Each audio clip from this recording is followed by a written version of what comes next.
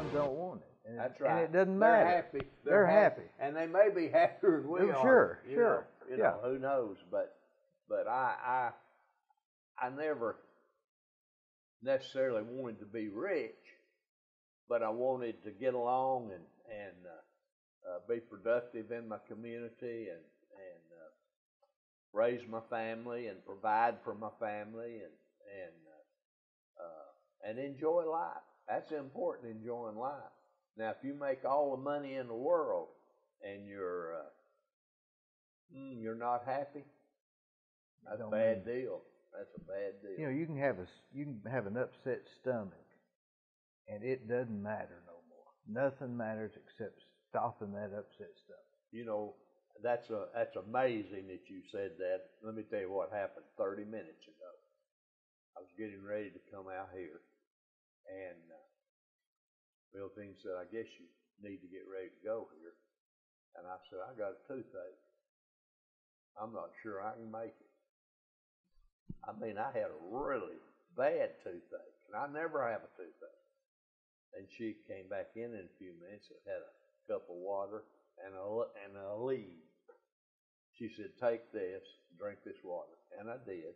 And now it's a little bit, but not any big deal. But it was important, like you say. When I thought about it, I thought, my goodness, and I never have a toothache. But anyway.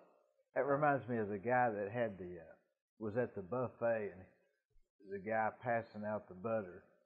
And he said, "I'd like some more butter." And the guy said,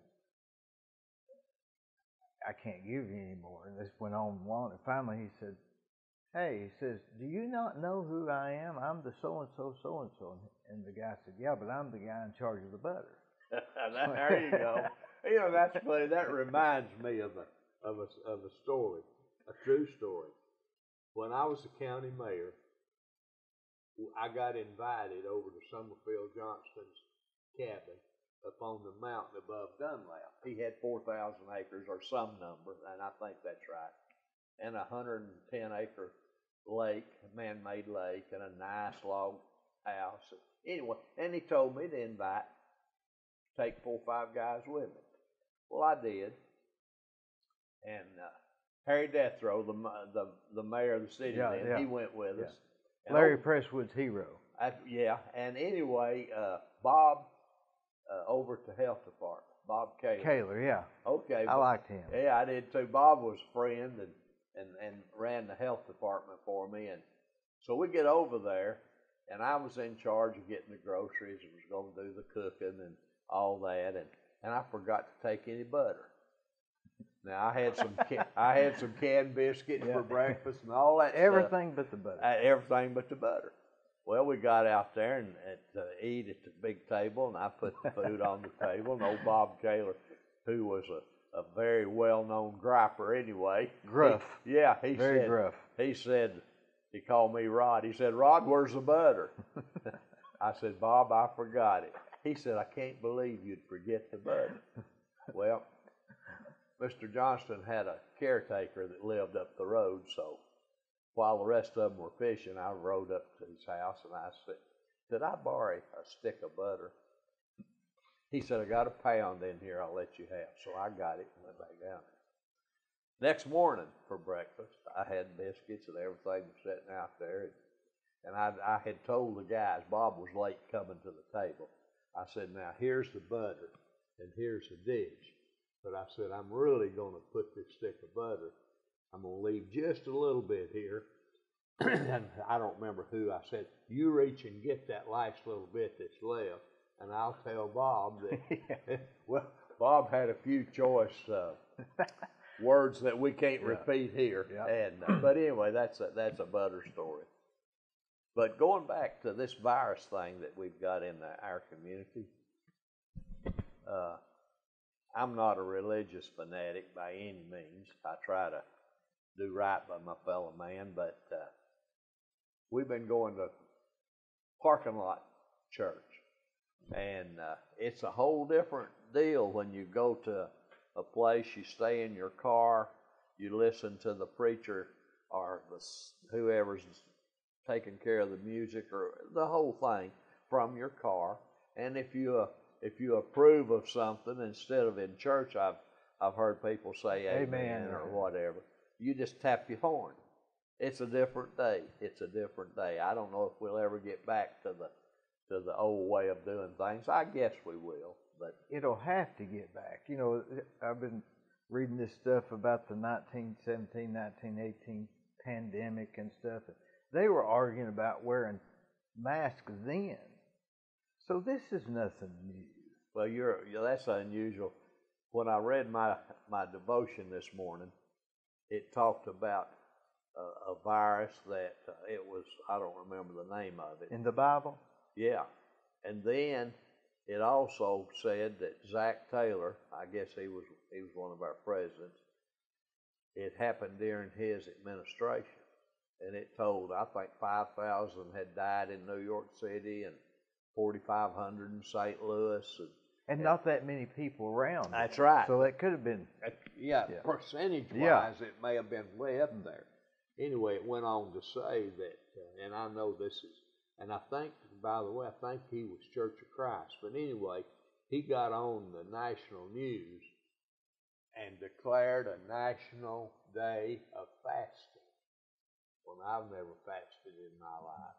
You know, you look at me and tell I don't fast.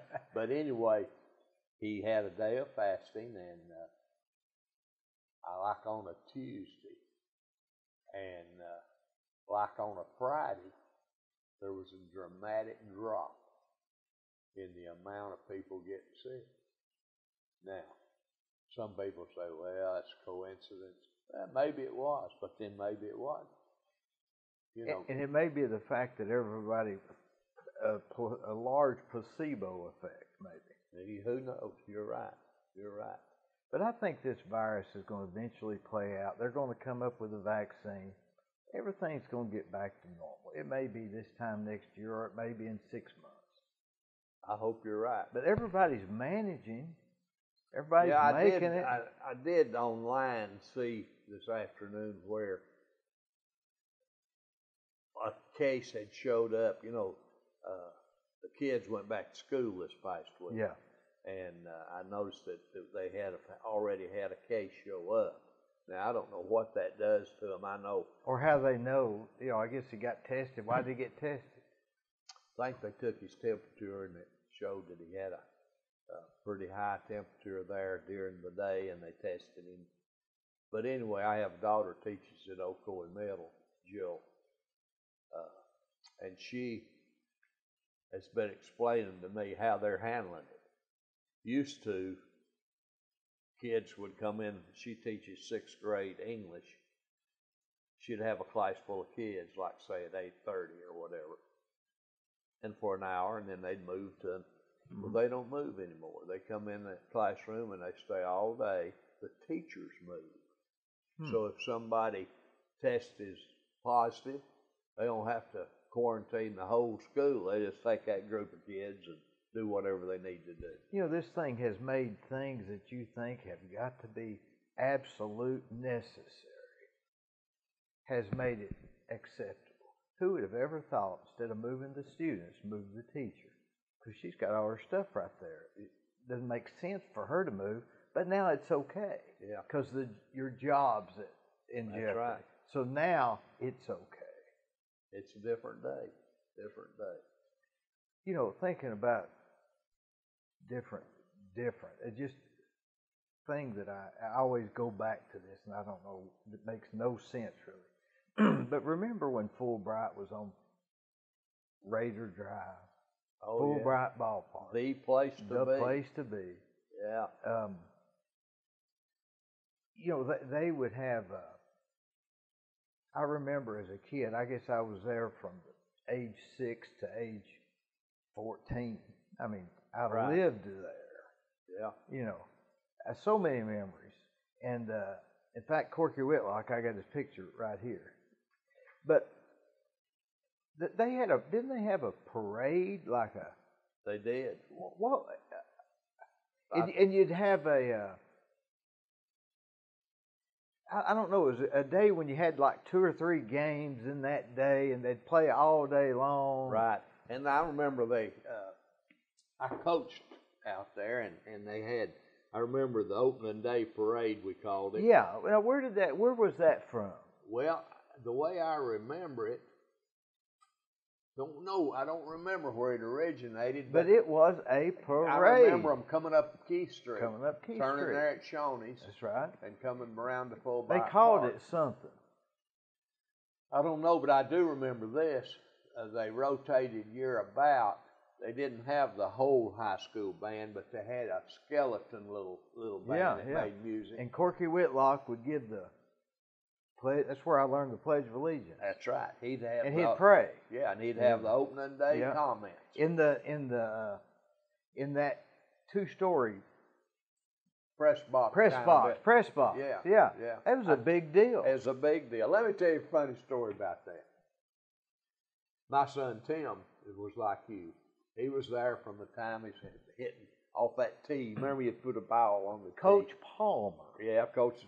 Yeah, he was Noel Palmer. That's right. Bill Talley. And anyway, Tim was playing, and they had a little draft where they drafted. I remember. players. Yeah. Okay, he got drafted on this team, and he was all excited, and he came in, and he's acting like he's kind of down and out. I said, boy, what's wrong with you? Didn't you get drafted? Oh, yeah. But said, there's a girl on our team. He said, man, I can't believe I'm going to be on a team that's got a girl. You know who that girl was? I remember. I know exactly, because she was on my team. Well, I tell you what. She... Melissa, right? No. She's the one that played at basketball for Smith and then went to UTC. I was younger than Tim. I'm thinking of Melissa Durst. No, she's a comedian now. And does it for a living. Man, I can't think of her name. But anyway, she's the best player they had. She's the best player. She led the team in batting, did it all. Mm-hmm. And the year that Tim played, you know, they had a little league, and somebody won the league, and then they played against the All-Stars. The All-Stars. Well, and then they'd pick you for the All-Stars. That's right. Anyway, Karen Mills. Yeah. Karen Mills, that was her. And anyway, Tim was playing center field. Never forget this. Miltine and I was so proud, you know. We were sitting up there in the stands. Well, right in the middle of the ball game, without calling timeout, without saying anything to anybody, here he comes, running in from center field. And I think, well, he's got to say something to the coach. Well, he went right on through the gate and in the bathroom. Behind the concession stand. That's right. Yeah. And it stopped the ball game. And then in a minute, here he come running out, and he still's not said anything to coach, and headed back to center field. Well, everybody cheered. It was a funny incident. But like you say, boy, it was a place to be. Well, why did they rally around? I can't see this community having a parade for the game day at one of these local parks. People just don't do that anymore. No. Was it a small town, or are the people different? Well, I tell you what, I do think they have. I think you and I are not involved anymore, and we don't know. You know, they closed Fulbright Park down and moved out to the county park. See, I don't even remember what year they closed. I don't either. But now they have a big day out there now. When they open up for the season, or before this virus thing they did. They had a big day. I don't know that they had a parade necessarily, but it was an all-day and dinner on the ground kind of deal. So you're saying that it's not necessarily that they've changed that. It's just we're not in that circle. I'm not a kid. Yeah, we're not in the loop. And I don't think there's any way out there to maybe have a parade. But they do have a big day and a kickoff and all that. It's a pretty big deal, I'm being told. Was Corky Whitlock, he was always the guy that did the announcement. Yeah, he was the voice of sports in Bradley County. From like what, 65? No, before that. When I graduated from college in 58, I took a job in Copper Basin as a basketball coach and was there a year. And got an offer of a job at the YMCA here the next year and moved back. And Corky was here then, and that was in 1960. Was the YMCA at the old place on 4th Street, or? The YMCA was in that little white building over that used to sit by the Central Avenue YMCA where the Denning School is now. There was a little white building set on the corner. Is it the red tea place or something? No. The building's gone now, Oh, okay. and it was the youth center before it was the Y. Oh. But anyway, it was a time of.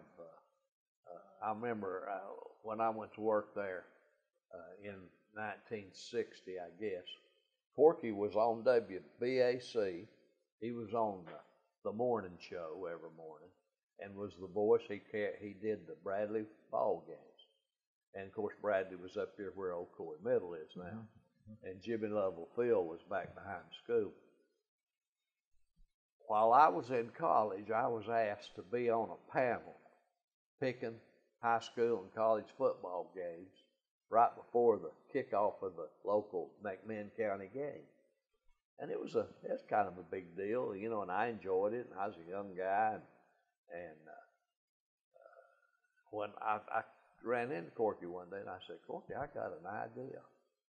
I said, I believe we could make it work, and I believe WBAC could make some money through sponsors. Well, what is it?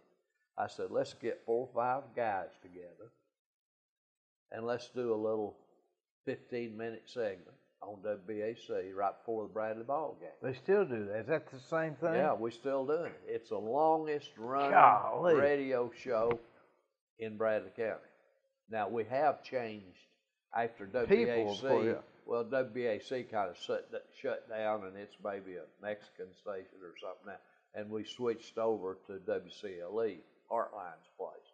But we still have it. As a matter of fact, we're going to record next Monday at 5. So that's been how many years? Well, it started in 61. You can do the math. So that's how long it's been going. And we started out doing it live in the press box. 59, 60 years. Yeah, we started out doing it live in the press box. And it's great. Because y'all always, I remember Ralph. Yeah. Would give the predictions. Yeah, he was on the panel. Your cousin. Yeah, and Warren Brewster. I don't know him, but I knew Ralph because he ate Warren breakfast. was a teacher. I really liked Ralph. Yeah, he was a character. He was a character. David Newman at the bank was on there for a while. Well, we've had a lot of different guys, but I'm the only one that's still on there that started. But that's no big deal. But anyway, we'd have people. For instance,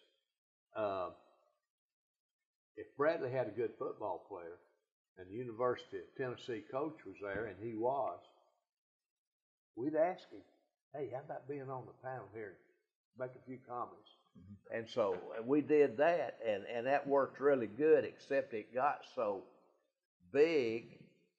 By big, there was so much preparation had to go into it that Corky said, we're going to have to do something. And that's when we started recording it on Monday before the game on Friday. That's where the predictions came in, I guess. That's right.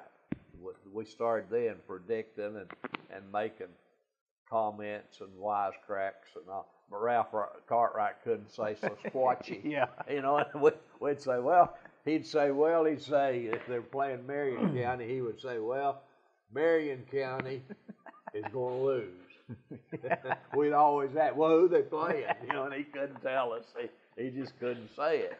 He was a Democrat if there ever was one, wasn't he? Yeah, and you know, he's the only Cartwright I ever knew. The only one I ever knew. And I said, Ralph, you raised a Republican. I know your sisters and your daddy. And he said, well, I married John Leatherwood's daughter, and he's the county road man, and he is a Democrat.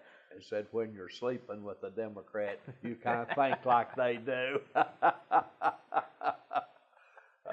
He didn't have a choice. No, that's right. But let me tell you a funny story that happened one time. I was a volunteer fireman. What age? Let's see, about 19 60 when I'd graduated from college, and I knew Kenneth Tinsley, and it was a little later than 1960. After you went to Copper Hill. Yeah. Was it desolate at that time? Oh, yeah. I mean, there wasn't nothing there? Nothing. As a matter of fact, I actually lived across the river in McKaysville in a duplex, and I love it up there. I could go up there all the time. And the grass in my front yard just had a very small piece of ground that was my front yard. Never had to mow the grass that year. Grass didn't grow. It was there and it was alive, but it didn't grow. How come? I guess the same chemicals that was in the air that you were breathing that killed everything else. But now let me ask you this. Where's that guy that had that hospital that used to do the illegal abortions? He was like... He was right there. Right there. He was a block from where I lived, Dr. Hicks. That's a whole nother story. Boy, it is. That's a whole nother story. Yeah, it is. An untold story. Well, I'll tell that story. My connection to him. Miltine and I were trying to adopt, and I could. Let me tell you what. In 1960, it was going on like a business. Am I right? He had a production. I went in that building. That little brick building. I went in it. Yeah. It's an ice cream shop now. Is it? Yeah. But go ahead. Well, let me tell you what happened. I'll switch off to that story because that's an important story in our life. We found out after we'd been married a year or two that we were not be able to have children by natural childbirth. So we commenced to look at adoption. Well, the state of Tennessee in 1960. Because you're in McKaysville at the time. Yeah, and Cleveland didn't have a state employee that took care of it. I don't know why. I don't even remember why. But I also had heard all those rumors about Dr. Hicks. I didn't know him personally, but I knew who he was. Because you're 21. Yeah. 20. Yeah. So I told my wife, I said, let's go talk to him. And we did. Went in his office. What was he like? Very nice guy. Oh, super nice. Thin, heavy, tall? Well, he was just a normal-sized guy and very congenial, had done really well financially, not only from, I guess, the selling of infants, but through his people up there worshipped him. Because he was in the middle of nowhere. That's right. So he was likened to a funeral director of the old timers. Well, he was an old time doctor.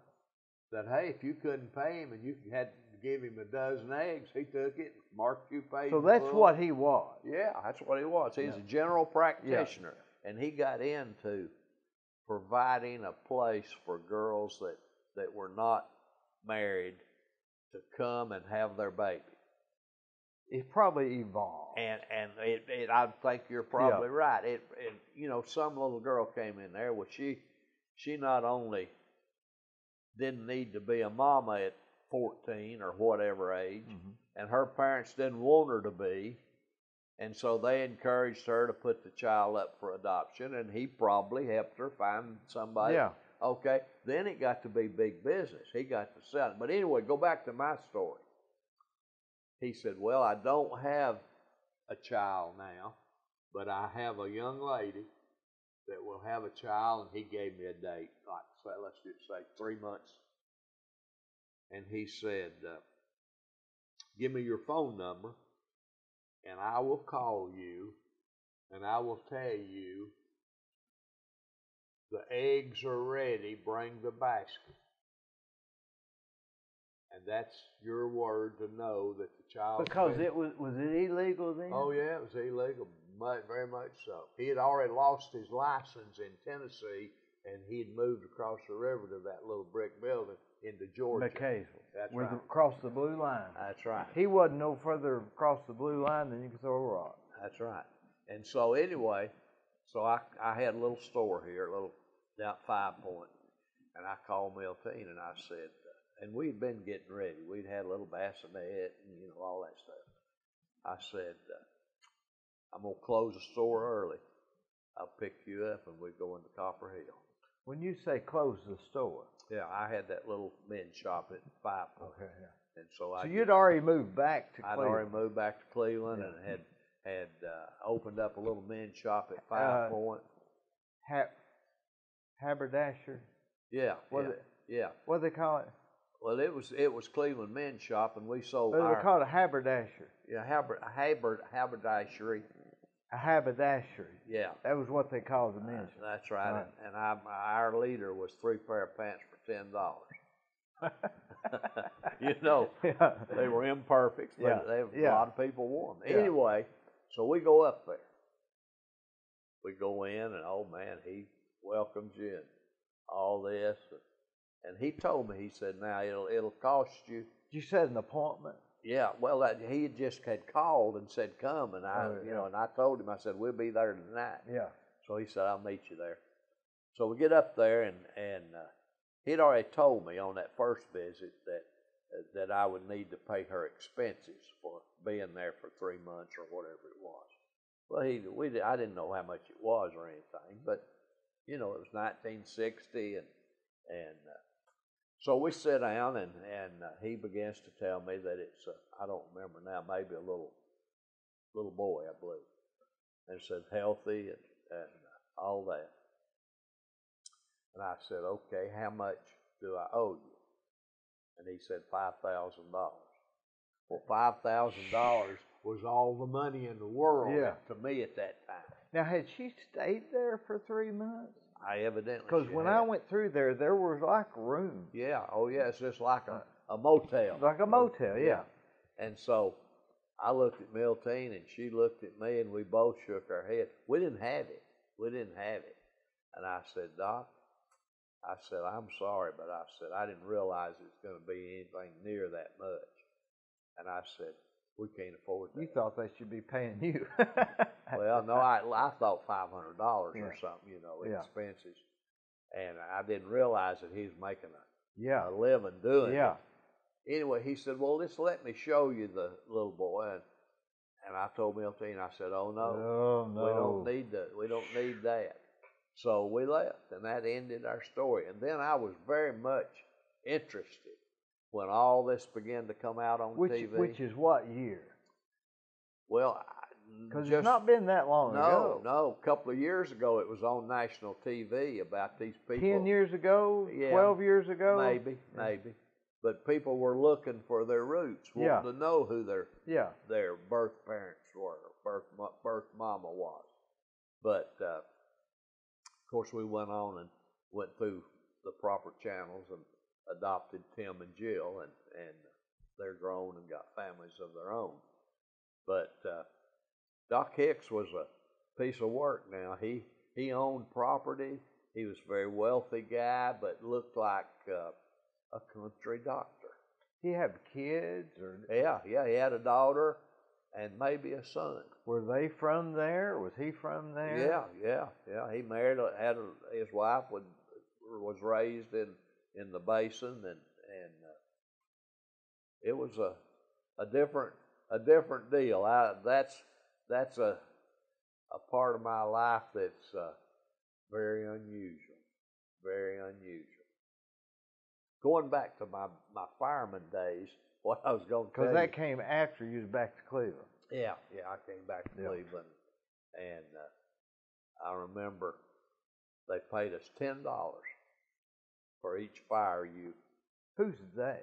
The city. The city. Yeah, it was a city fire department, all volunteer with the exception of the truck drivers. Jess Chestnut was one of the drivers, and they had various others, but Mr. Chestnut lived upstairs down there at the part of the city hall behind where the mayor's office is. That older part back there, right behind. When I was in office as city commissioner. Tom's office?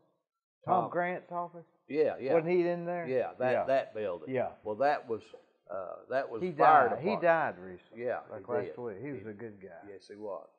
But that was the fire department back in the day, and they had two old fire trucks that actually parked inside the building there. They've since closed that front end and made a conference room or I mean, something. they'd pull in facing that building, like where City Hall is now? They would pull up there and they'd back them in, and they had a brass pole.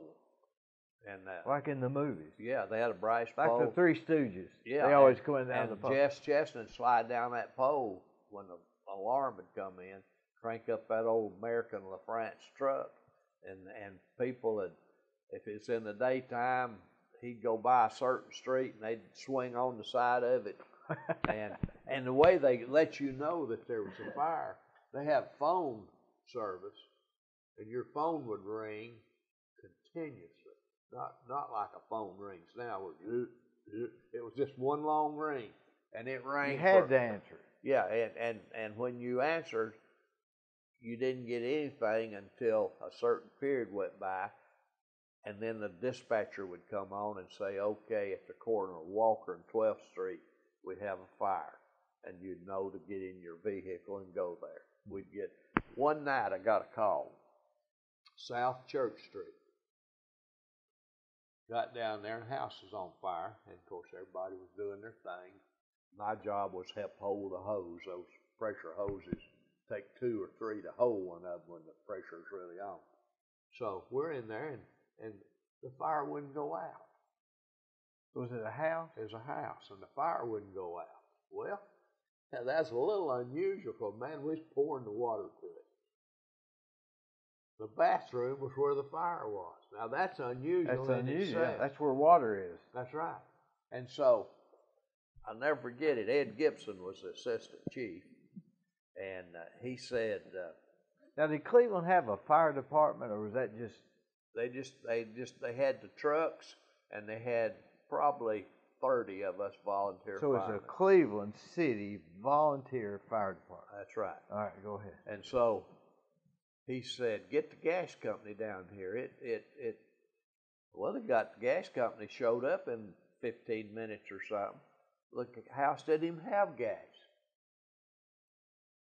Well, while we were there, concerned about that, we heard a noise, and we looked across the street, and that house was on fire. Yeah. And that was really getting our attention. And we had the same problem there. Yeah. The bathroom? Yeah, the bathroom. Now, get this.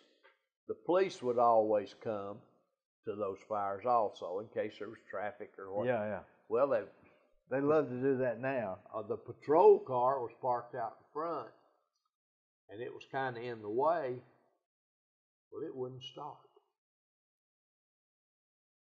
Nobody knew why would the car, it's all been okay. What had happened is a leak had sprung in the gas main in the middle of the street. Church Street. Yeah. You drive there now. Yeah, 10 foot down or something. That gas, they have manholes. Yeah. And the sewer lines are down there. It got in that sewer line. And back in that day, they didn't have traps on the commode. They was feeding up those 2 lines into the bathrooms of that house. And that was feeding the fire. And the reason the car wouldn't start is parked on top of where one of those manholes were that had holes in it. And it had, flooded out the car or whatever, and it wouldn't start. It's a dangerous thing. Who figured all that out? I don't remember. Probably the gas people. Probably, yeah.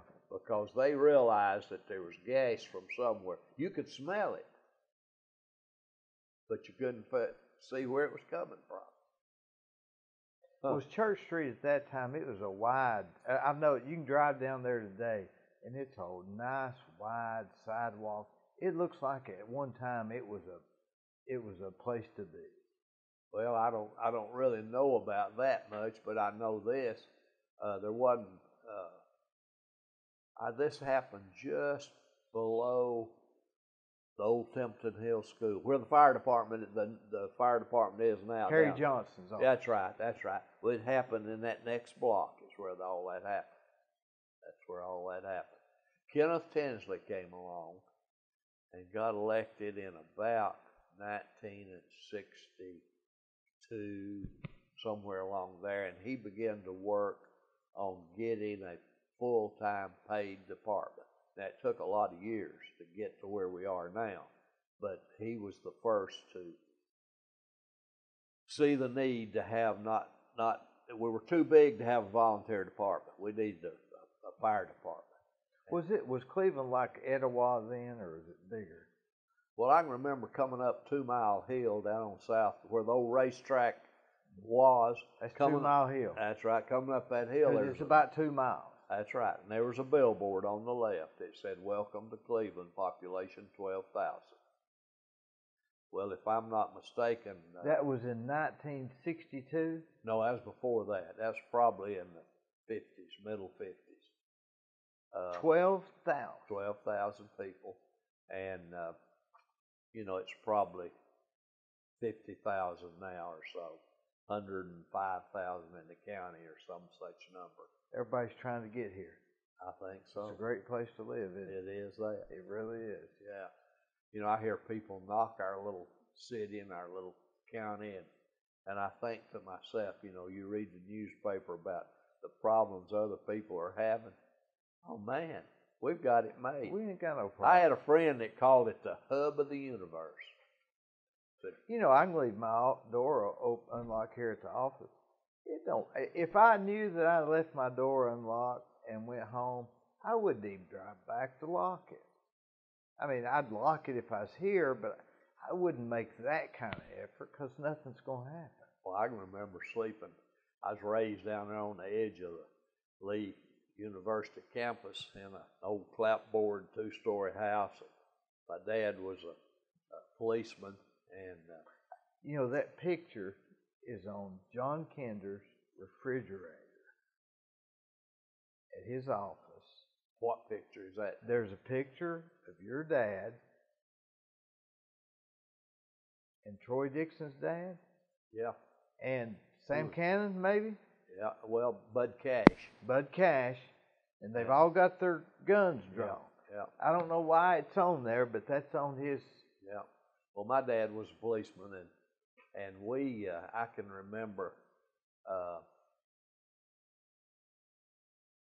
we didn't have any heat in the house except a coal grate fireplace on one. It was a kind of in the configuration of a duplex, had 2 front doors, one of those kind of houses. That was common. That's right.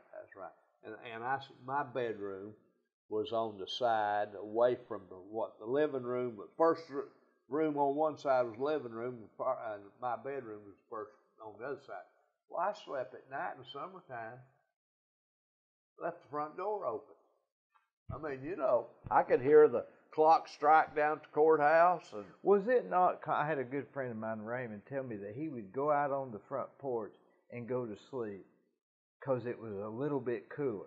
Yeah. Is that the idea? Oh yeah, we never had air conditioning. I thought we'd gotten rich when my dad brought home a window fan.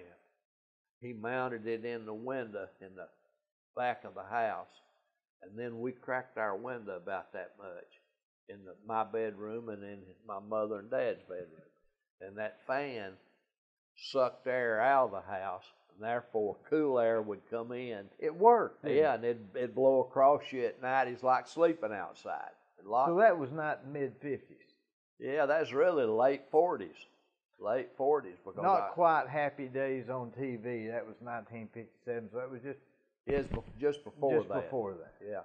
My dad, I remember, we were, so happened we were Republicans at our house, and I remember him coming home from one night. He had a service station down at 3 Point, he and my Uncle Miller, and he said, "Well, Della, that's my mother's name. We're going to vote for the Democrat this time."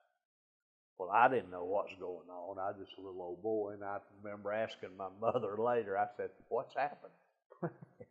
And she said, "Well, if this gentleman here gets elected, your dad's going to go to work at the police department. He's going to be the desk sergeant." Well, he got elected, and my dad finished out 18 years, I think, the rest of his life. And they were literally still busting up whiskey, oh yeah, moonshine sticks. Yeah, mostly the county. But yeah. That's how short of time span it was. Oh yeah. I built a house on Tennessee Nursery Road, an old-looking house, had a tin roof, little pond across the street. I remember. Didn't Mike Sharp buy that, or was that? No, Mike built across the street by the little pond. Yeah. Anyway, when I bought 2 acres from Bobby Carr down to Ford Place, and his brother-in-law, Mr. Nevin. They had inherited that land, Tennessee Nursery Farm, and I bought 2 acres right there on that corner. And back on the back of that, where that little creek came, there's a spring there at that little house where Mike Sharp lived. That little pond's fed with a spring. Well, it comes under the road. And of course, back then it came across the road. You forded it. You didn't have a culvert. You literally had to drive through it. That's right. And I can remember there was a big mash pot back there where somebody had to steal. What mash pot? What's that? That's a big round pot that they put corn and sugar and for it to start fermenting before they distilled it. Was it not hidden? No, well, it was kind of hidden. Yeah, it was behind they had this bamboo cane. Mm-hmm. They had a bunch of that, and that hid it. Oh, and but it had been raided, and the reason I say it had been raided, it had you could see where they took an axe and hit it around to where it wouldn't hold liquid or anything. And now I can go down to the Elixir on Inman Street, and I can buy all I want if I want. Yeah, you don't even have to go down there. And you how can many go to people, the nearest restaurant and have what you want. And how many people are going to jail now for something related to? I know where you're coming from, and I do know both sides of that coin. I know that we save tax dollars, keep them from going to Hamilton County, and all that. But a former chief of police that I have coffee with in the mornings told me when all that was starting to come up, he said, you won't know the difference if it passes or it don't pass. He was right. That's right. He said, now, you'll know the difference financially because the city will get a little more money or whatever. But said as far as filling up the jail and all that, or crime going way up, he said, you'll never know the difference. Never know the difference. I'll tell you a funny story talking about that. One day a guy came by at the chalet. He said, I'm going to Chattanooga. And if you'll remember, Dee, at the chalet, we put that little bottle of champagne in the rooms. You remember that? It had to have it. Yeah. Right? And the guys that were traveling. It's a Swiss house. Yeah. Right? Yeah, it was. Yeah. And those traveling salesmen that stayed with us, they loved to stop, and they could have a little glass of champagne before they went to bed or what. But anyway, it was time for me to go get that. I'd have to go to Chattanooga to buy that. This guy said, we're going to Chattanooga to get some, I don't know, they were going to get some whiskey, liquor, whatever. I don't remember what they were getting. But said, if you want to go to keep you from driving down there, you can ride with us. I was going to get a couple of cases, and so I did. Well, in the car was the high sheriff of Bradley County. And the driver of the car was a local veteran. And I knew them both personally. Yeah. And we were shooting the bull and all. Well, we got down there and we bought our... Was this Ottawa or Chattanooga? Chattanooga. And we bought what we'd gone after, and we had it in the trunk. And this veteran that was had asked me to drive back. And I thought that was a little unusual. So I'm driving along, and high sheriff sitting beside me, and he in the back seat. Yeah. And I heard him pop the top. And I'll never forget this. He had that bottle, and he got way down and took a drink. I said, cuz, that was his nickname. I said, why are you hiding? The high sheriff's right here in the front seat. Yeah, who you hiding from? Yeah, who you hiding from? But that was the way it was back in the day. Yeah. It's just a couple of rules change, and it's okay. That's right. Yeah. Like I say, I drank a glass of wine with my meal at night. Well, my mother thought that was a sin from the word go. And now my dad was a Methodist. He wasn't Church of God. My mother was. And when they'd raid Rusty's or somewhere, the policeman would get them a fifth and bring it home, and he'd put it in the pantry, and my mother just raised Cain with him, and he'd say, "Now, Della, you know I'm not a drunk, I'm not a drinker," but said a little cough comes along or whatever, why? And I was curious as a kid. Well, that level in that bottle wouldn't go down, and he wasn't coughing. But it was I feel like, I know you grew up in a good time, and you're quite a bit younger than I am, but I felt like I grew up in the perfect time. They say the 50s was the perfect time to grow up. It was. There wasn't a lot going on. The war was over. That's right. And times was good. Nobody wanted to fight no more. That's right. And the things that had been rationed was back on the market. You could buy a BB gun. Well, during the war, you couldn't get a BB gun, a kid could. Elvis Presley came out. That's right. That's right. I was going to Bradley High School in 1954, I guess. And Elvis came along, and it's a big deal, boy. I mean, you ain't nothing but a hound dog come along. That's a silly song, really. But you can listen to it today. Anytime you get to Googling stuff on the internet, you'll always end up, if you stay there long enough, looking up old Elvis songs. And we had the old Bradley snack shop up here across from what's Oco and Middle now. Yeah, isn't that for sale right now, or they got a sign for sale? I don't know. Anyway, they'd let us walk across the street and eat lunch. I went to Bradley 4 years and never ate in the cafeteria. They let you eat lunch? They'd let us go over there and eat lunch. Well, they wouldn't do that today. No. So some things are more stricter and some things are less strict. And I can remember Elvis music. Oh, man, some of those girls could jitterbug, dance, and there was a few of the boys. I was not one of them. I sat on the sideline and watched them. Yeah. Sit in the weeds. Yeah, but anyway, and that reminds me of another story. Well, after I had served as city commissioner, 3 offices came vacant. There was 5 people, and they're staggered. 3 comes vacant, and then 2 would come vacant. City commissioner. Now, you were a commissioner before you was county executive? Yes. Okay. And back now, they're not in commission form of government. It's councilmen now. But anyway, there's 5 of us. There's 4 commissioners and a mayor. And had 3 openings. And a local fella, a friend of mine, I'm not saying anything bad about him, Grover Ash ran for all 3 of them at the same Grover. time. He used to eat breakfast with us. That's right. He ran for 3 offices. Ran for all 3 of them at the same time. And I remember I told him, I said, Grover, you can probably get elected to one of them. But he said, I'm just going to show you that I can win all 3 of them. So he signed a petition to run for all 3. He got petition for all 3. And he filed it, and he ran his on the ballot. There was nothing in the city charter at that time. Now, since then, that's all been corrected. So it was legal? Oh, it was legal. Well, he lost all 3. And I'll never forget, used to, down at the courthouse, they put a big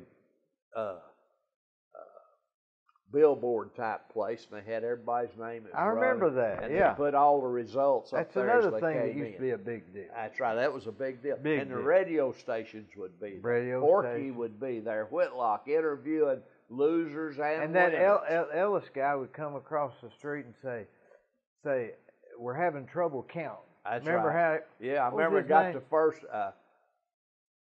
Bill? No. Anyway, I remember they got the first computer, and he came across the street and he said, "Well, there's a paper clip got in the computer, and we can't get the results." But anyway, Grover, I'll never forget this. And I think it was Corky Whitlock that interviewed Grover, and Grover was pretty upset with losing all 3 of them. He said, "I really thought I'd win one," and that was, but he didn't. He said. They asked him if he had anything to say, and he said, "Yeah, I got something to say." He said, "I want to tell all those people that lied to me That old Grover will be down the road laying in the weeds, waiting on him. Well, from what I hear of Grover, he probably was. Yeah. You know that Ash Drive off Henderson's, I think that's named after him. It probably is. Probably is. So was you on city council? You were not city council, city commissioner. First of all, that was during that old form of government. Yeah. First of all, when Harry Death Row got elected, Larry Presswood's hero. Yeah. It began the sort of a house cleaning from an old, I don't know what to call it other than a clique. He beat Bill Fillire for mayor, and some anyway. John Hall, a young fella who'd been a state representative, was elected as one of the commissioners, and he called me one day and asked me if I'd be interested in being the director of public works. Now, what age are you about then? Were you doing the clothing shop then? No, I was coaching at Charleston High School. That would have been in 1963. You're 22, 23. Yeah, 24. Young. Yeah. And so it was double. I was making $4,800 a year coaching at Charleston. The same building that's there now. Yeah. And he said, well, it pays twice that. So, man, I was doubling my salary. That's like making $200,000. That's right. So I said, yeah, I'm interested. Anyway, he afforded me, and I stayed there. I don't know. Commissioner of what? No, director of public works. Director of public. Yeah, and I was in charge of all the streets and the sanitation, and we picked up the garbage. City used to own the trucks and pick up the garbage. Is that where you met Ed Lewis? No, I met Ed later than that. But anyway, then Jimmy Corn came to see me and asked me about the chalet, and I took that job. But anyway, and I was at the chalet for a couple of years. At what age did you go to work at the chalet? 28 or 9, probably. So those from the time you're 21 to the time you're 29, your Copper Hill, your Charleston, your haberdasher shop, commissioner, YMCA, and then, now, then to the chalet. Not to mention volunteer firemen. Yeah. Of course, a lot of that is sideline stuff. But anyway, Jimmy called and he said, I need a manager. He said, I had one and he didn't work out. And he said, would you be interested? And you know the rest of that story. I went to work there and stayed 20 years. But was it the same building besides what Danny Patel had the Lincoln Inn? You know, he changed that to the Lincoln Inn. Then they had the Swiss Alley on the end. Swiss House. So, when it was built, we just had the first section, and the Lincoln Inn was all the chalet. Because the reason I ask that is because didn't he build the Village Mall? Yeah. Because the Village Mall and the chalet and Dr. Stonecipher's building on Inman Street, which I own, it's a concrete, everything's all three of those buildings were built, had to have been built by the same guy. I did know his name, Dee. He was from Atlanta. But he obviously, he built. It was built at the same time. I don't know about the little building you own, but the Village and the chalet is built by the same company. Robichaud was the superintendent over it. So he already had the chalet. Saul Becker. He was a Jewish gentleman and had a big construction company, evidently. So what year did you go to work there? 68, I guess. That had to have been quite a bit to throw in and go with Jimmy Corn with I mean, you wouldn't do that today with a motel management job. Back then, it was high level. Well, there was two pretty high-level jobs in that industry. One was a Holiday Inn, and Lynn Turpin had that job. And Jimmy Corn told me, he said, we're going to out Holiday Inn the Holiday Inn. So we're going to have the Inn place. That's what he called it. And he did. Oh, he did. It was a jumping place. But anyway, I was there a couple of years, and Colonel Corn, you remember him? I Jimmy's remember him. dad. Well, he had been the mayor of Cleveland, and he'd been a representative over in Nashville, and I believe he was chairman of the Democrat Party, and a prince of a guy. Oh, just you couldn't ask for a guy any more of a straight shooter, nice fella. He called me in his office one day and he said, young man, said, you could get elected commissioner. Why don't you run? I said, well, Mr. Corn, I've got a job here. He said, don't you know who owns a chalet? And I said, yeah, you guys do. And he said, well, if we okayed it, why wouldn't you run? So I began to think about that. And a couple of Owen Swofford and J.T. Swofford, who were big in the Republican Party back in the day, came by to see me one day, and I think Mr. Corn had talked to him. I don't know that. But asked me if I'd run, and my wife had always said, no politics. Yeah. So I told him I'd run without talking to her. Yeah. And I got in the doghouse at home, needless to say. Like a week or 2 weeks or a month? I don't remember, but you remember it. I was in the doghouse, yeah. Anyway, so I ran, and that was in early 70s. Now that wasn't commissioner. You'd already been a commissioner. No, I'd been the director of public works. Director of public works. So you were running for public, a big deal. I was running for commissioner of public works. I was going to be over that department at the commission. So I ran against a fellow by the name of Haney. A nice fellow, nothing wrong with him, but he'd ruffled some feathers, and so that's who I ran against, and I won. And so I served 8 years as commissioner of public works. Till you was 40-ish. Yeah. And then I ran for the county mayor, which was called county executive back then. Why'd they change that name? The legislature changed. What they did is they did away with the county judge. See, that up to then, that job was called county judge. Carl Collins. Yeah, Carl was the last county judge. And you not only So the legislature changed it. Cleveland or Bradley County? No, it changed all across the state. Up until that time, the county judge not only was chairman of the county commission and took care of the budget and all that, but he also had jurisdiction over juvenile court. That explains why Carl ended up being the juvenile court judge. Probably so. And so now, Carl did not run for re-election. When they did away with the judgeship, he had gotten into certificates of need for nursing homes and that sort of thing. And he was going back to his law practice. Yeah, but anyway, and a good guy too, isn't he? Yeah. And so I ran. They asked me then if I would run for, county executive, and it was a 4-year term. Well, man, I'd already run. See, every time you're elected, you had to run twice because you had to run in the primary and in the general, and it got to be a job, yeah.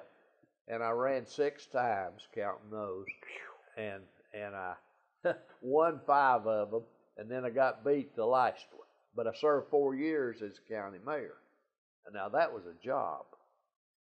City commission was nothing like county mayor was that's what Gary Davis had. Now, that's a job because you're in charge of about a $90 million budget. And with no real control. I mean, the county commission can change it, add to it, take away from it. So you're like in charge of something you can't be in control of. That's right. In a sense. That's right. Well, you get it prepared. If they don't like it, That reminds me of building custom homes. Yeah, that's right. Same sort of thing. It is. You're hiring yourself a boss that doesn't know what they're doing. And what I tried to do, and Gary Davis has done it too, is present a balanced budget. And let them take it or leave it. That's right. And then if they want to do it, then it's off your shoulders and it's their ball game. In theory. Yeah.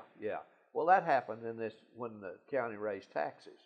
It was a balanced budget, and the county mayor was telling us. So Gary had it all. Yeah, that we didn't need to raise taxes, but they did. But anyway, that's not what we're talking about. But I served 4 years there, and then I got beat in 1986. Would you think that was because of burnout or because? Oh, I knew my rope was short. You just over the years you end up making some people mad. That's right. It just builds up. You're up. damned if you do, and you're damned if you don't. Every time you make a decision, one's happy and one's sad. That's right. And you get enough that's sad to where you just can't win. That's right. You couldn't win for nothing. That's right. I knew my rope was short. I thought I could win one more time in a close race, and then never could be elected again. Well, I miscalculated a little bit there, but anyway. But, hey, I don't have any What'd you complaints. do then? Started doing what you do for a living. I started building. And I built. You talked about custom homes. What I did is I built a house and moved in it. And then put it on the market. I believe I've been married. Well, I know I've been married 64 years, and I believe last count, I moved 38 times. It'd take you a while just to move 38 times, not to mention build the 38 houses. You're right. And then a lot of times, I'd build a pretty nice house, put it on the market. Well, somebody come by and buy it. And I'd have to go rent a house. Yeah. Move in it, and start building me another one. A lot of people would move into the chalet. Yeah. During that, to get the finish. But anyway, it's my life, and I've tried to. Well, you hadn't done any? Have you done any? You hadn't been in any careers since. Not really. I've fiddled with some things. The city appointed me to the utility board, and that's. If you was to, I was telling somebody the other day you were on the board. I can't not remember the name of that place. I know who. On Old Chattanooga Pike. What's the name of that? That place on Old Chattanooga Pike that you're on the board of. Life Bridge. Life Bridge. I couldn't think of that to save my life. Yeah. So if you was to say how many boards you've been on, you probably don't even remember. Well, let's see. Old Timers Hall of Fame. Life Bridges. Boys Club Board, 30 years. Utility Board, I don't know, 15 years now, probably. Southeast Tennessee Community Corrections. The administrative board at my church.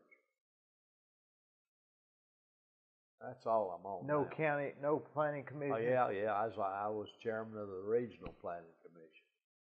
I served on the city planning commission and the county planning commission. All three of those. That's a 9 right there. Yeah.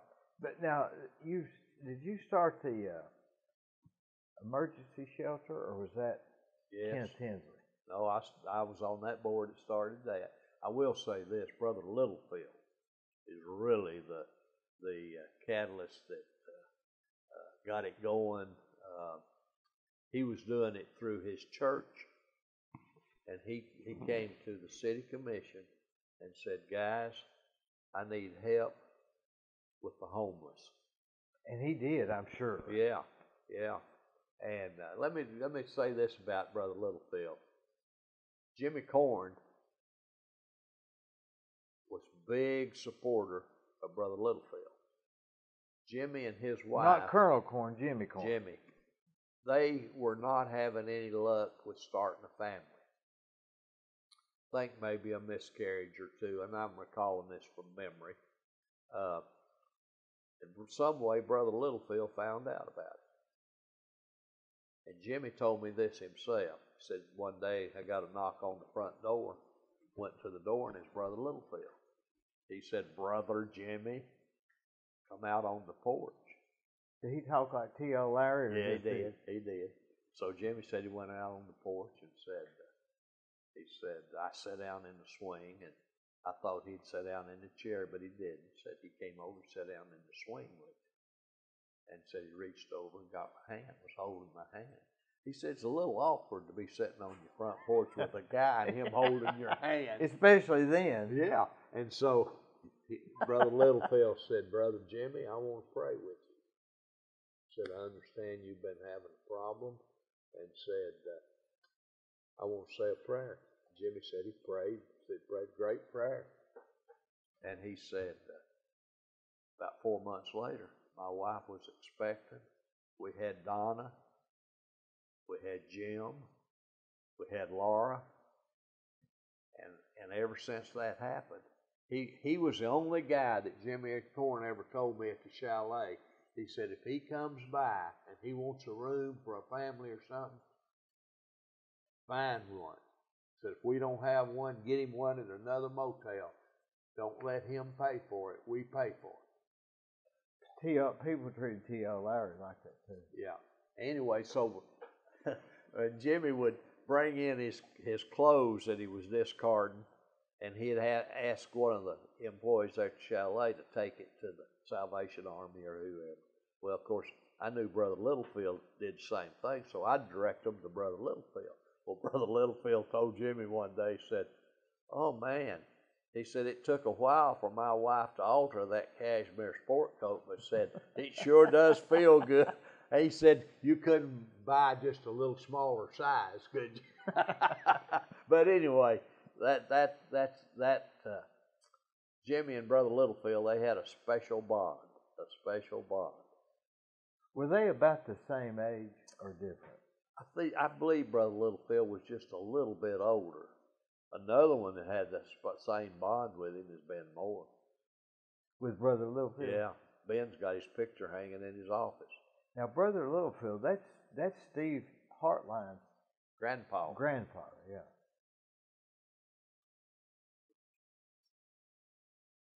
But anyway, hey, Cleveland, Bradley County, it's the end place as far as I'm concerned. It's hard to beat Cleveland, Tennessee, and it's hard to beat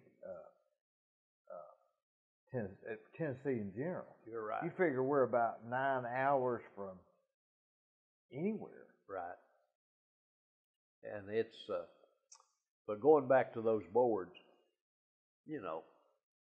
I'm 84 years old. I'm retired. I'm not rich, but I don't have to worry about, my finances and it's something to do.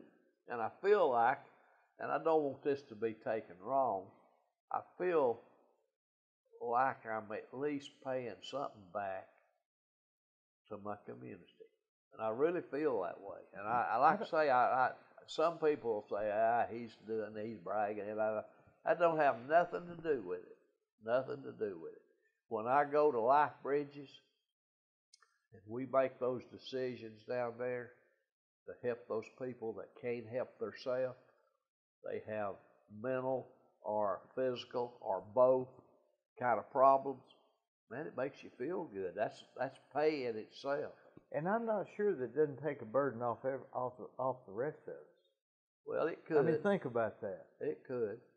I've been on that board 37 years, and it's amazing how many people have come through that program. You don't ever graduate from that program. You die. We have clients that are 80 years old, and of course most of them do not live to be real old because of their physical condition and so forth. But it's who started that? I know that guy. Ralph Summers started it. No. Here's what happened. We just had a Ralph Summers Day. He had a child that he was having to take to Chattanooga every day. And he got with some local folks. I believe the first Mrs. Lockhart was one of the first directors. Dan Gilly was a director in the early years, as was Martell, Catholic church fella. John Cate was on that board. Dr. Horner was one of the early people on that board. And then Walter Hunt. That's who I know. Well, he got hired later. His daughter. He had a daughter. He did. Walter Hunt got hired, and Walter is really the one that brought it to the front. I think so, yeah. Walter's dad was a big-time politician at the state level through the highway department. And Walter got in with some people, and see, most people think Life Bridges is a government-sponsored deal. Well, it's not. We have a private contract. It just so happens we do business with the state of Tennessee. They could terminate us tomorrow, quit funding it, and we'd have. What happened before we had that? They stayed at home, and the family had to deal with them. However, that's right. Which would have been poorly at best, I guess. I had an aunt that lived to be 90, and she had the mind of about a 7-year-old, and she lived with my grandmother, her mother. And then my grandmother passed away, and my mother moved her in with us. And families just took care of their own. They wouldn't do that today. No, of course, today you'd put them in Life Bridges, or we've got Life Bridges we're the 8th largest employer in Bradley County. We employ over 500 people. That's almost unbelievable. It is. 500 we have over 30. So our biggest industry, one of our 8th biggest industry is Life Bridges. And we own or lease over 30 houses or duplexes in Bradley County. And we have our clients in there. And where do they get the money to pay the rent? We have this contract with the state. And let's just, for the sake of talking, say you have a son that needs that service. Okay. First thing they do is test that child to see what the mental capacity is. And if it's 70 or less, they're eligible for our program. They're eligible for state funding. And you probably can't fake this test. This is a good test. No, you can't. And so you get so much money a month for that individual. I believe we've got 170 or 80 clients in Cleveland, and we do a little bit in Polk County. They don't have anything, so we do a little there. And we have to watch our money. We have to watch our pennies. I'd say you'd have to really be careful. We do. Now, and we have gone through some lean times, and but we have a lady there now that is our CEO, Diana Jackson, and she does a wonderful job, and she has a good team around her that manages our budget and that sort of thing, and we provide that service. I don't know what would happen if Life Bridges closed down. I don't know where those 170 or 80 people would go. They'd have to go home or go to Chattanooga or go, somewhere. It's really sad, isn't it? Oh, yeah. That's like a huge service. Oh, it is. It is. It's really a good thing. I tell you, talking about boards, when I was county mayor, we organized Southeast Tennessee Community Corrections, and that's Gary Connor is the CEO there, and state funds that. And we save the county. People don't know this and don't really realize how much money we save the county. Instead of a judge sentencing a person, especially a first-time offender, non-violent. Yeah, just don't even need to be. That's right. Instead of sending them to jail. Yeah, which is crazy. Sends them home, and they have to report to our place, and they do community service. They'll rake the leaves at the library. Trustees, they call them. Well, yeah. Right? Well, I don't know that we call them that. I think we actually call them clients, and they have to wear an ankle bracelet, and so that we know that they are at home at night. Yeah. And they do anything. That's 5 counties. We have 5 counties we look after. We do all. If a school has got. How many is on this board? Well, all of the sheriffs and all of the county mayors are on that board. And then each county is allowed to appoint 1 or 2 regular folks in the community. So we have an executive committee on that board, which is made up of about 5 or 6 of us that were there from the beginning, that kind of know the inner workings of it. And we meet twice a year, I guess, and the board meets 4 times a year. And we have to sign off on the budget. The state comes in and does an audit, all that sort of thing.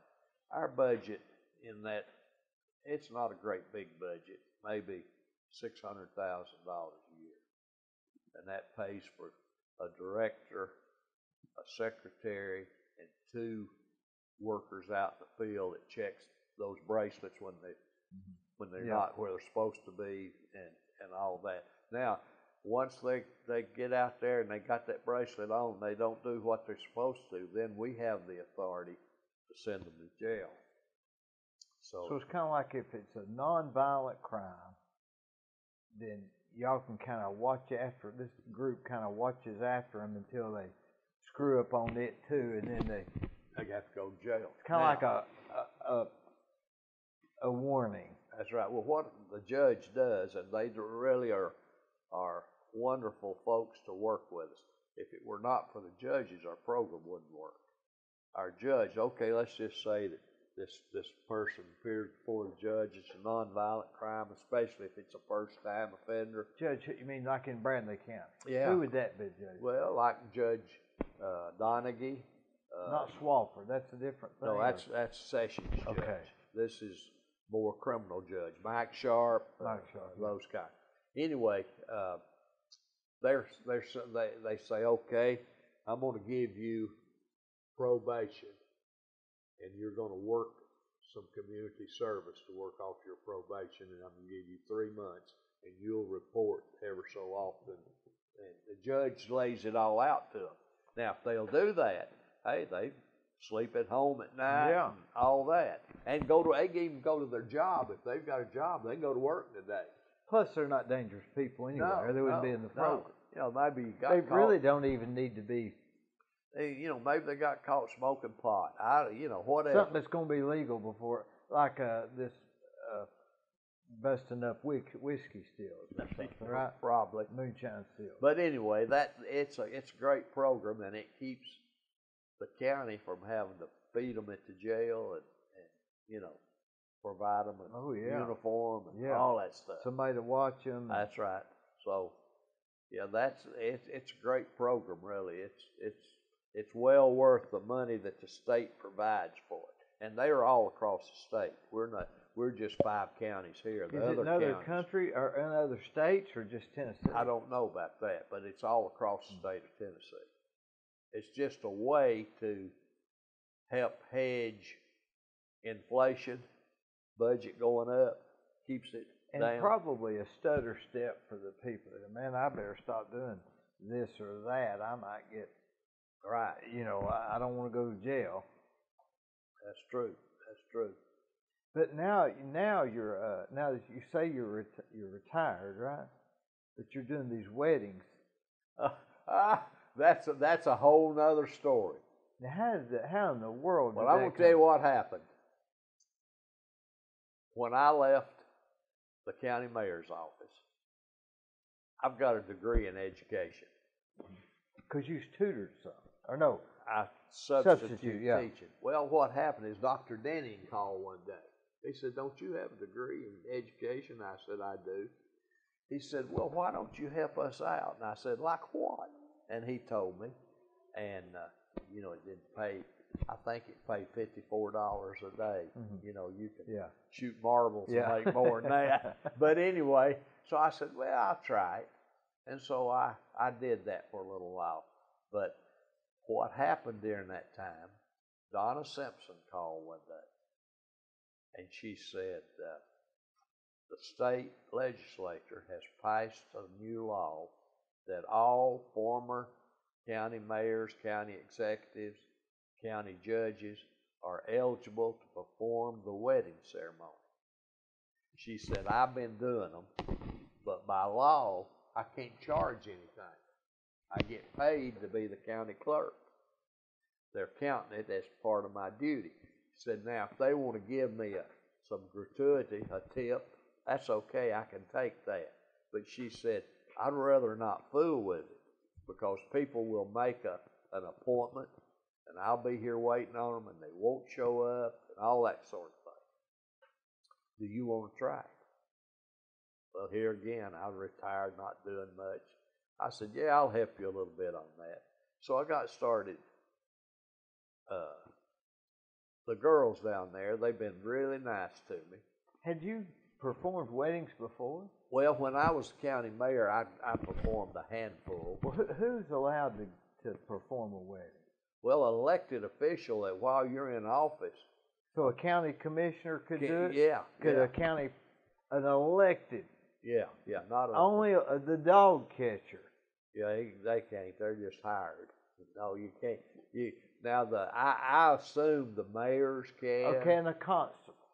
Yeah, I believe a constable can, but I'm not sure about that. Isn't it something that a guy that's just elected to an office that has no education or no training or whatever can hook two people together that can ruin their lives? You're right. But well, let me tell you a funny story. I hadn't been elected long and had never married anybody. And this lady stuck her head in my door. And now Robin Hicks, I don't know if you know Robin. Yeah, Scott's ex-widow. Yeah, okay. She was my secretary. And she was trying to keep them, you usually go through a secretary and they say, so-and-so needs. Well, this lady wouldn't, she just went right on around her and came, stuck her head in the door and said, "You marry folks?" And I said, "Well, I understand I have the authority to, but I never have. How much you charge?"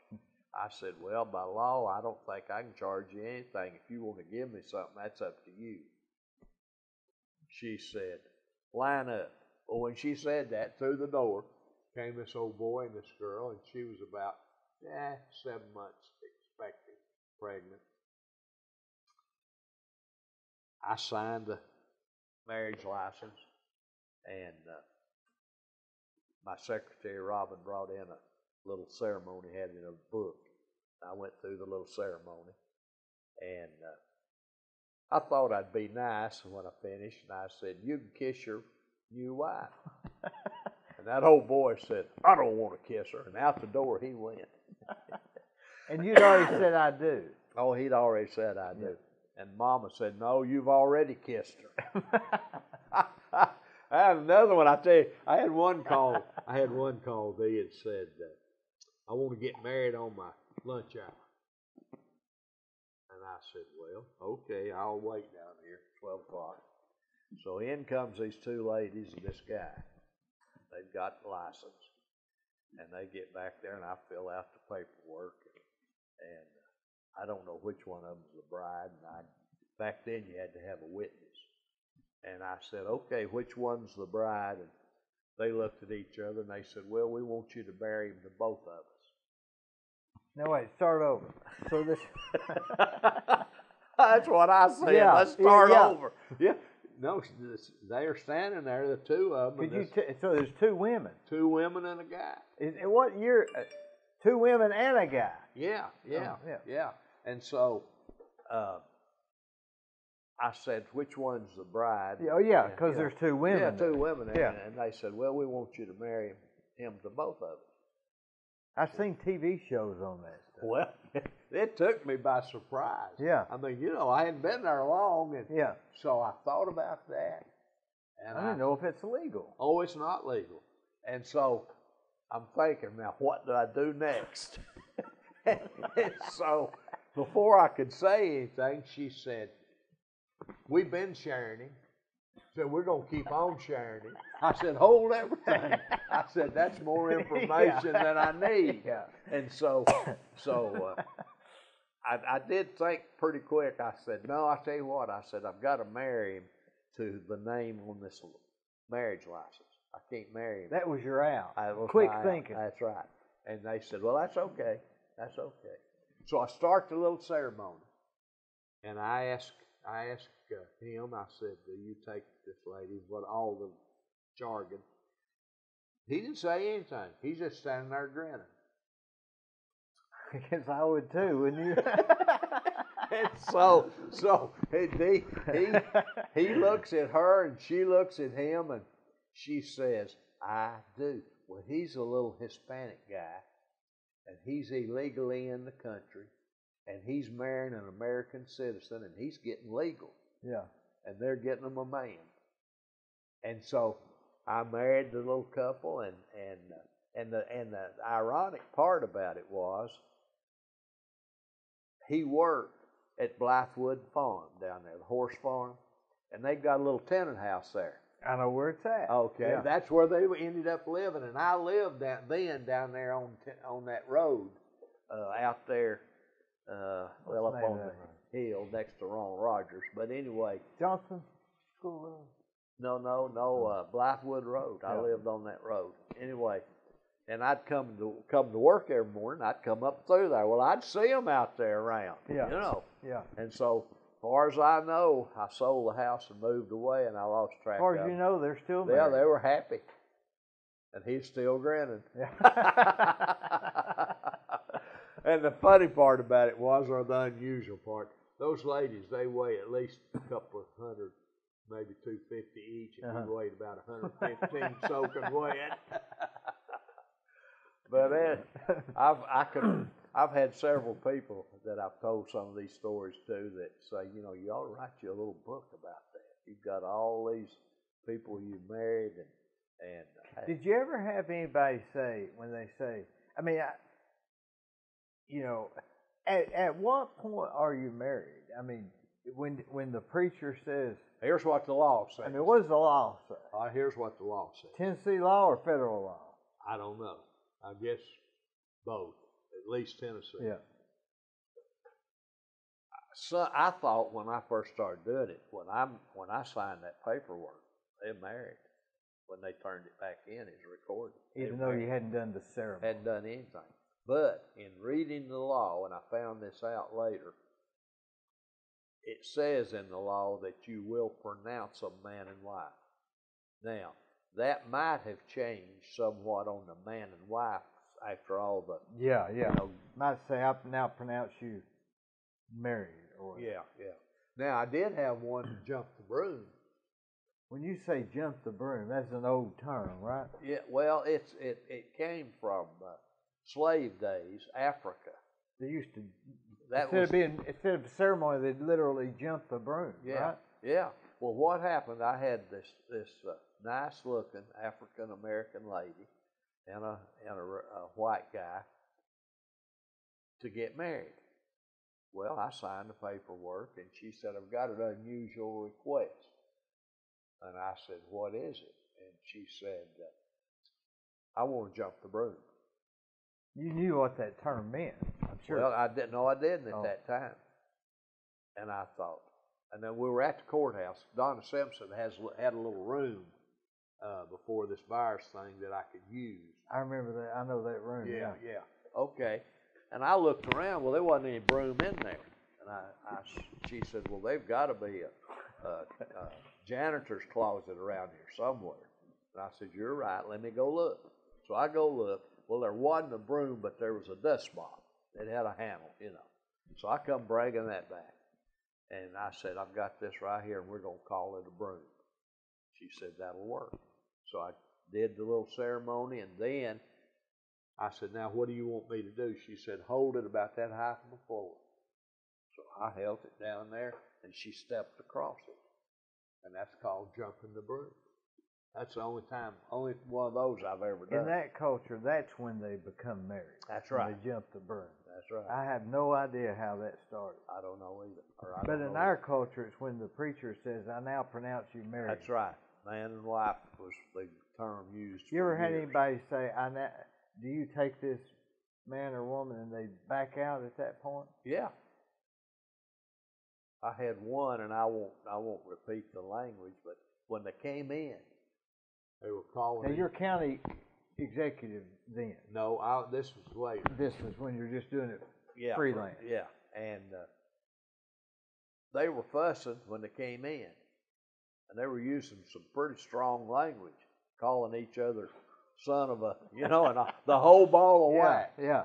And I thought, man, that's a tough way to start a marriage. Yeah. Because if you're ever going to get along while you're getting married, you're going to get along. At least. Yeah. Anyway, when I started the ceremony, I said, I usually started off, I said, do you take this pretty lady to be your lawful wedded wife? And a few other things like cherish, love, look after her. You can ad-lib that, right? Yeah, except I've got That's not in the rule, is it? No. I've got a little pad that... What's the rule? There's no rule. The only rule is what? You make up your own vows, anything you just got to say, I now pronounce... Yeah, when they get through, I have to pronounce them. Yeah. Anyway, when I got down there to the part where he was supposed to say, I do, well, he hesitated.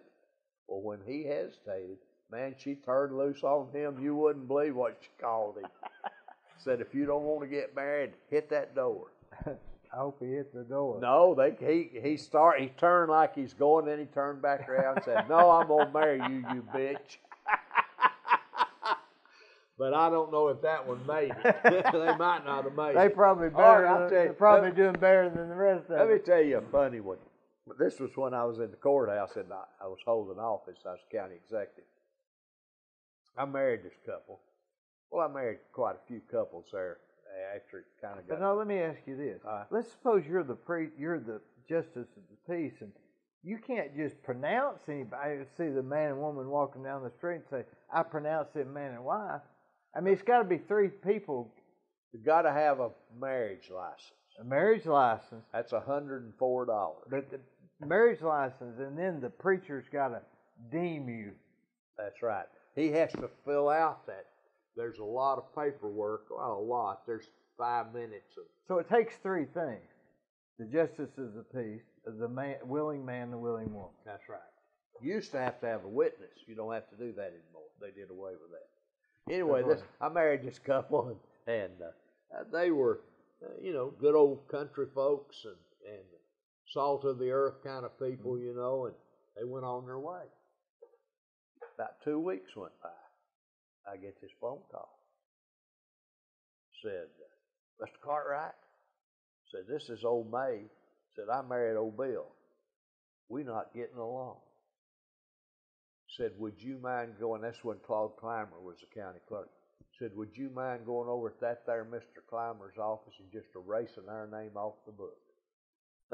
I don't think it's that easy. No, I said, ma'am, it's easy for me to marry you, but it's a little more complicated to end it. I said, I can't go do that.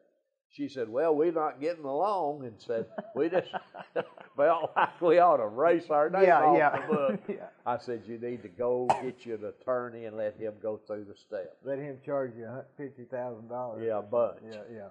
Of course, they didn't charge them that much because I didn't figure they had it. It don't cost you much to get in them. It costs you a lot to get out of them, right? Oh, who was it? Louis Gazard that said, Now, instead of marrying somebody, just find a woman he didn't like, buy her a house. Yeah.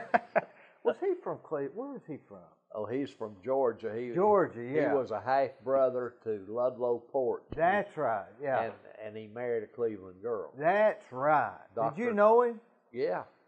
How did you know him? He was on WBAC, and we had was he famous before he married her? Yeah. Oh, yeah. He was a columnist with the Chicago Who would you Globe. say is the most famous person that ever lived or came out of Cleveland, Tennessee? If you said that affected the masses. Well, that's a hard one. I don't know. You would have to think. I mean, football player.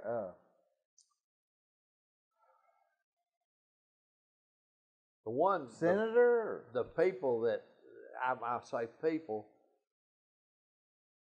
The little guys that started the Church of God probably affected more people than anybody else in Cleveland, Tennessee. But I'm talking about famous. Okay. Perry Stone? He's pretty famous. You know, that's a hard one. That's a hard one. You've got sports heroes like the Bob Johnsons and the Steve Sloans, that kind of people. You've got the preachers, T.L. Lowry and Perry Stone, and no actors or singers. Yeah, we had one connection. I watched her last night on TV. Who's that?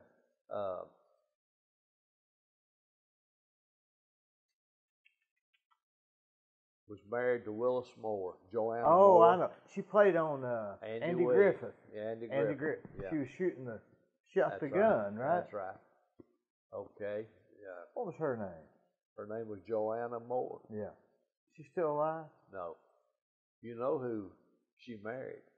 Willis Moore. I mean, when she divorced Willis, he wouldn't go with her to Hollywood. She divorced him, and she married Ryan O'Neal, and Tatum O'Neal's their daughter. Then you've got, I've got a relative that is deceased. You remember the movie A League of Their Own, where the ladies played baseball? Yeah.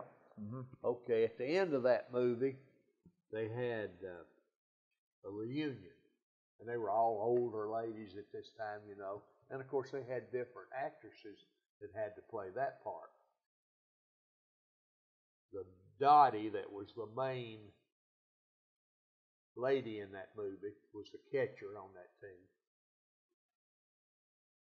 My second cousin played her when they had the reunion. Her name's Lynn Cartwright, and she's got a Facebook. She's deceased, but she made all kinds of movies, and her family come from Meigs County, and my daddy's uncle was her grandfather, and she married a guy named Leo Gordon, and Leo Gordon was the bad guy in the John Wayne movies. I don't know if you ever. I remember, yeah, in the Cowboys. Yeah. See the Cowboys? Yeah. In McClintock. He was the bad guy. That's right. Nobody liked him. That's right. McClintock, he said, "Pilgrim, I ought to knock your head off, but I guess I won't." And he then turned around, he did. and then he come around and hit him. He slid down that mud bank. Yeah. Well, that was Leo Gordon. So he married Lynn Cartwright. Lynn Cartwright, who is my cousin. And she's from Meigs County. Yeah. Well, her folks are. She never lived there. Oh. Her daddy was a United States representative to Washington from Oklahoma. They went when my grandfather's brother was a Baptist minister, and he went to Oklahoma as a missionary to the Indians in 1907, and this was his family, and so she was actually raised in Lawton, Oklahoma, McAllister, Oklahoma, and she was a pretty lady, and her dad was the United States representative to Washington, and I guess he could afford to send her to acting school. And she looked good, and so she wanted to go to acting. So he sent her to New York to, I used to know the name of the school, and she met this Leo Gordon. He just got out of prison. He wanted to be an actor. He looked like a bad guy. Well, he was. And now he ended up being great. He never played in any good guy. He was never the good guy. No, he's always wore the black hat. Anyway, they had a daughter, Tara, and I'm in contact with her now. We so message. The bad guy in the John Wayne movies, you're in contact with his daughter. Yeah. Pretty regularly. Mm-hmm. She always sending me stuff and about. Is he alive? He's not. No, alive. They're both dead. Yeah. They're both dead. But he wrote a lot of stuff. He did the Rifleman. Mm-hmm. He wrote a lot of those scripts. Yep. And there was a movie out, and I can't think of the name of it, where supposedly Hitler had a girlfriend, and she got pregnant, and she fled to the United States, mm-hmm. and she had a boy. That was a theory, right? Yeah, and he wrote that script. But that was a theory. Well, they think it was. Yeah, he wrote a script on it. And they did a movie. But still, the most famous person from Cleveland is I don't know who it is. I don't know who it'd be either. I don't know. There's been a lot of people who played semi-pro baseball. Oh yeah, that's not it. Yeah, I don't know. I don't know who it'd be. I guess there was a guy here when I was a young guy that played football and basketball at Bradley. Went to Georgia Tech on a basketball scholarship. Bobby Dodd saw him. Bobby who? Bobby Dodd. He was the coach at Georgia Tech. He talked him into coming out for football. Well, he made All-American in football and was drafted by the Philadelphia Eagles and made All-Pro with the Philadelphia Eagles. His name was Lum Snyder. Chief Snyder that comes out to the old fort, it's his uncle. He's deceased now. Bernard's brother? Yes, Bernard's brother. He was famous during that time. And then, of course, Bob Johnson, he's the first one drafted and captain of the Bengals, made All-Pro. I saw him the other day at the Batteries place. Yeah. And, of course, you know about Steve Sloan, who played for Bear Bryant, and then he was athletic director at Alabama and retired. Besides that, Louis Gazzard and Willis Moore's short-term wife is the most famous people out of Cleveland. Well, Louis Gazzard's wife was Dr. Kyle's niece. I didn't know that. Yes. That's C.A.'s brother? Yeah, C.A.'s brother's daughter. I didn't know that. Did he know him? I guess he did. And then Willis Moore told me that he was living in Atlanta with Joanna, and they were at a party one night, and this guy, I don't know what the deal was, but he said she ought to have a screen test. And she said, well, I'll do that. Evidently, she was leaning toward all that anyway. And she told Willis. Willis said, I'm not leaving. And she said, goodbye. And Willis said, all I got, said, she left an old couch. So she left and said, I got that couch. But anyway, she went to Hollywood. I believe I'd have hung in there, don't you? Well, I don't know. I guess. You never know. You never know. Willis is still, is he still? He's deceased. Yeah. I like, he used to eat breakfast with him. Yeah. David May, bought his house and renovated it and lives in it. I didn't realize that was his house. I just know Willis used to come to the Liars table. Yeah. And he was quiet. Quiet, yeah. And he didn't even argue much. And he was made All Southeastern Conference at the University of Tennessee as captain of the swim team. Is that right? Yeah. He looked like a swimmer. Well, he was. Ralph Chancey, he's from Cleveland, and he's captain of the UT football team.